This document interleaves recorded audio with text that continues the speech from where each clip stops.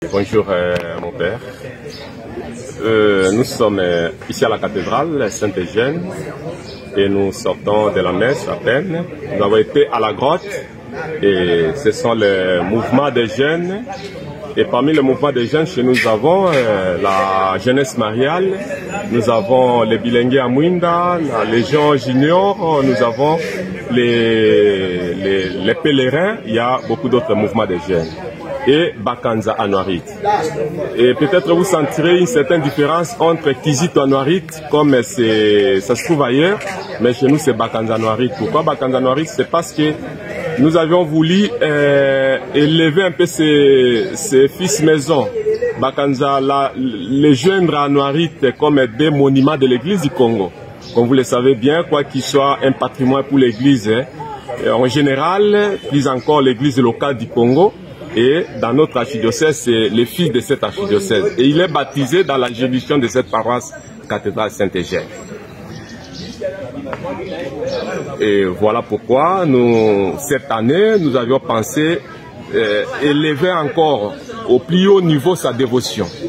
Et je vous dirais que je suis encore le président des jeunes, le président de la commission diocésaine des jeunes.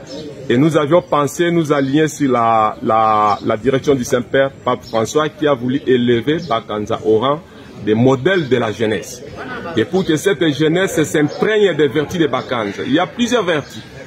Et nous allons donner beaucoup plus d'importance sur la foi de Bakanza qui l'a conduit à l'engagement. Et un engagement, la prière et le travail. Parce que notre société aujourd'hui, notre jeunesse souffre dans ses côtés du travail. Je vous informerai, Père, que Bakanza, c'est celui qui a travaillé dans cette ville. Il a construit les maisons ici comme boy maçon, c'est-à-dire aide-maçon. Et nous voudrions que la jeunesse de ce diocèse et de notre pays comprenne la valeur du travail. La valeur du travail qu'au-delà des activités spirituelles que nous aurons organisées, qu'on organise aussi une activité, le travail. Et nous pouvons nous dire que la propriété de la ville peut être même prise en charge par la jeunesse. Nous ne pouvons pas seulement attendre que tout soit fait par l'État. Mais l'État, c'est qui? Mais tous nous faisons partie de l'État, non? Alors c'est comme ça que cette vertu de Bakanza, qui est le travail manuel, nous avons tout intérêt à l'élever au plus haut niveau. Et parce que la jeunesse, quand elle comprendra que le travail est fait, on oblige l'homme, et je pense que les petites futilités qu'on trouverait, on va les mettre hors état de nuit. Et nous voudrions encore insister sur notre engagement, et surtout au cours de cette année 2025, consacrée au jubilé d'espérance. Et nous voudrions aussi présenter à la jeunesse, amplifier le sacrement du pardon. Parce que c'est ce sacrement qui pose problème chez nous.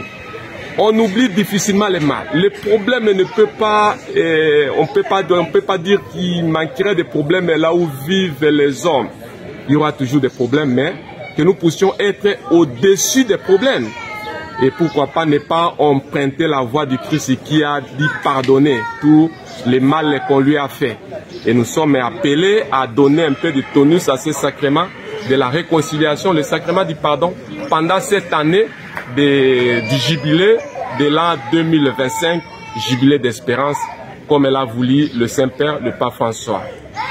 Et ce sont ces petites orientations que nous aurions pensé les prendre dans notre compte et de pouvoir les aligner sur la route de la jeunesse dans notre archidiocèse de Mbandaka-Bikoro. Vous êtes? Je suis monsieur l'abbé Pascal Ekamba, curé recteur de la cathédrale.